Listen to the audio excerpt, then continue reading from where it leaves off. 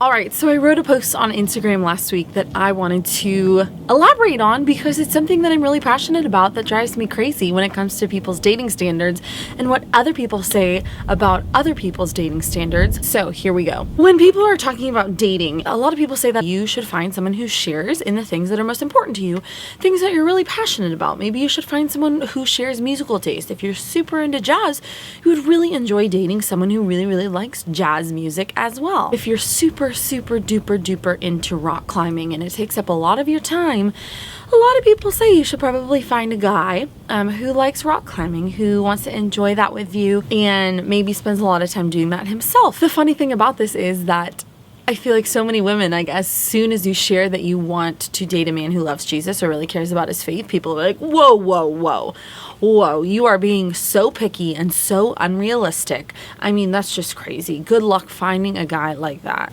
It doesn't really make sense to me because if you're supposed to look for a man or set your standards at a man who really cares about what's most important to you, and that only goes so far as hobbies or musical tastes and doesn't involve like your love for your faith, like that's just crazy to me. When I was younger, when I was in my late teens, I just knew that I wanted to date a man who loved his faith, who loved God, who had a relationship with Jesus, and that was really, really important to me. That was something that I knew that I wanted and needed. My faith was integrated into my life, not just going to church on Sundays, but just in the way that I lived, in the choices that I made.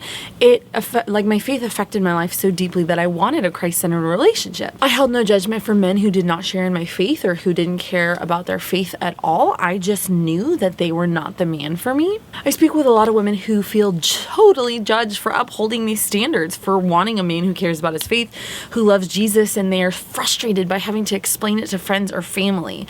And they share with me about the questions and the badgering and the pestering and the poking that their friends and family do, saying like, well, you could be missing out. Your standards are too high. You're being unrealistic. Why don't you just give them a chance?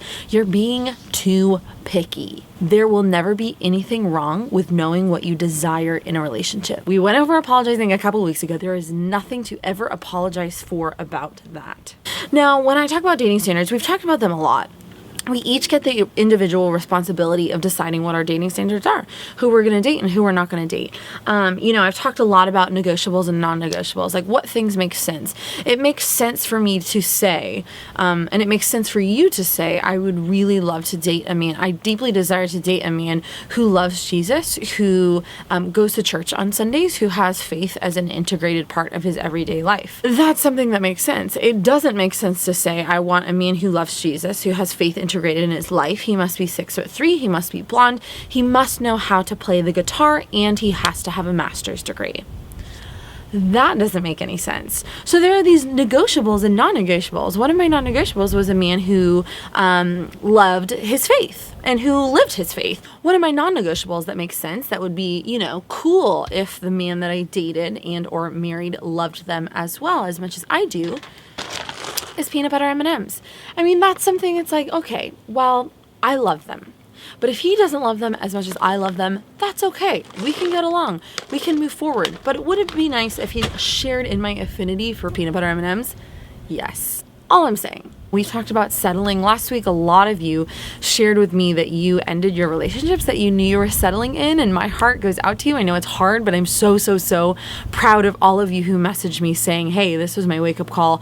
I need to end this, and I did. I'm so proud of you. Whatever you decide is the bar that you want men in your life to reach in dating, don't go on dating men who sit below that bar.